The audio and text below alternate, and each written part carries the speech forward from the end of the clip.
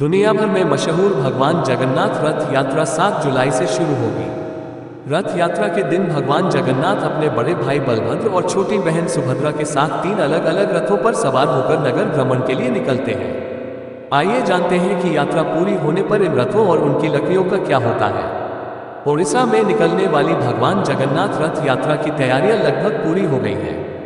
ये यात्रा हर साल आषाढ़ माह में निकलती है। इस साल ये 7 जुलाई 2024 से शुरू होगी और 16 जुलाई 2024 को खत्म होगी।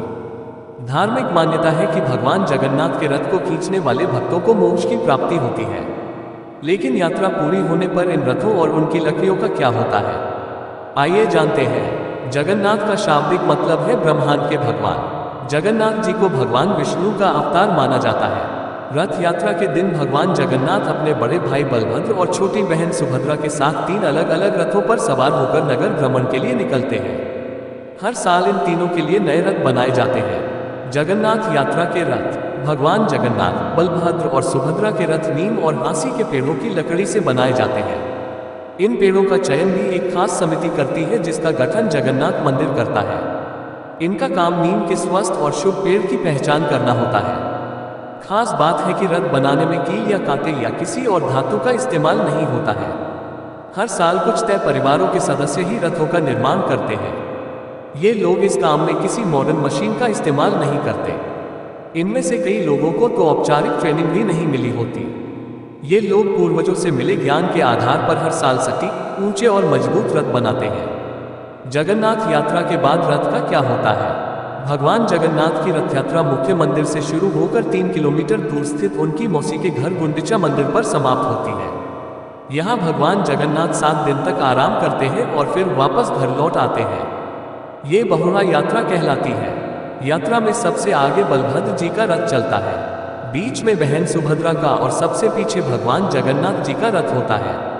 तीनों रथ काफी बड़े होते हैं। इनकी औसत ऊंचाई 13 मीटर 42 फीट की होती है। भगवान जगन्नाथ के रथ की ऊंचाई 42.65 फीट होती है। यात्रा पूरी होने के बाद रथ के हिस्से को अलग कर दिया जाता है। रिपोर्ट्स के मुताबिक रथ के एक बड़े हिस्से की नीलामी की जाती है। श्री जगन्नाथ वेबसाइट पर इनके हिस्सों का ब्यौरा दिया हुआ है।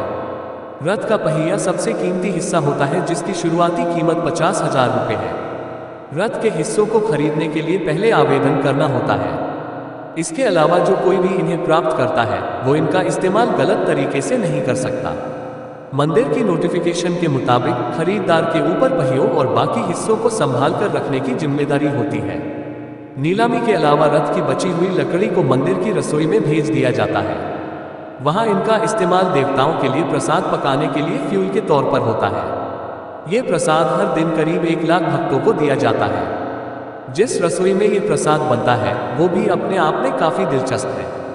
पुरी में स्थित जगन्नाथ मंदिर की रसोई एक मेगा रसोई है। भगवान के भोग के लिए यहाँ रोजाना 56 तरह के भोग तैयार किए जाते हैं। ये सारा खाना आज भी मिट्टी के बर्तनों में तैयार होता है। ऐसे ही और नए वीडियो देखने के लिए हमारे चैनल @हरिहर बाबा को सब्सक्राइब कर लें और बेल आइकन को क्लिक कर दें। धन्यवाद। आपका दिन शुभ रहे।